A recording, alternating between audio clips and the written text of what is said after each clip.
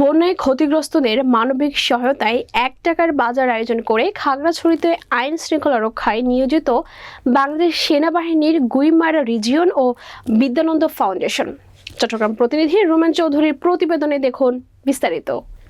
বৃহস্পতিবার সকালে লক্ষ্মীছড়ি সেনা জোনের দায়িত্বপূর্ণ এলাকা Bhojpur national school and college মাঠে এই ১ টাকায় বাজার অনুষ্ঠিত হয়। এ বাজারের উদ্বোধন করেন ২৪ আর্টিলারি ব্রিগেডের Guimara region commander brigadier general Raisul Islam.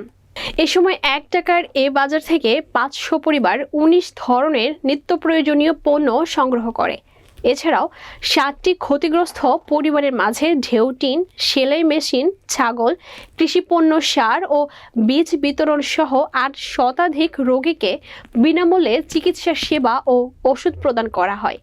এ সময় অন্যান্যদের মধ্যে উপস্থিত ছিলেন লক্ষ্মীছড়ি জোন অধিনায়ক lieutenant colonel Tajul Islam, zone উপ অধিনায়ক মেজর সরওয়ার জাহান, বিদ্যানন্দ ফাউন্ডেশনের বোর্ড মেম্বার মোহাম্মদ জামাল উদ্দিন সহ সামরিক কর্মকর্তারা। দেশের প্রয়োজনে যে কোনো দুর্যোগকালীন পরিস্থিতিতে বাংলাদেশ সেনাবাহিনী আপনাদের পাশে ছিল এবং ভবিষ্যতেও থাকবে। সেই সাথে আমি আরো আশা করব বিদ্যানন্দ ফাউন্ডেশন ভবিষ্যতেও এ ধরনের মহতী উদ্যোগে অংশীদার হয়ে এই অঞ্চলের জনগণের আর্থসামাজিক উন্নয়নে সহায়ক ভূমিকা পালন করবে।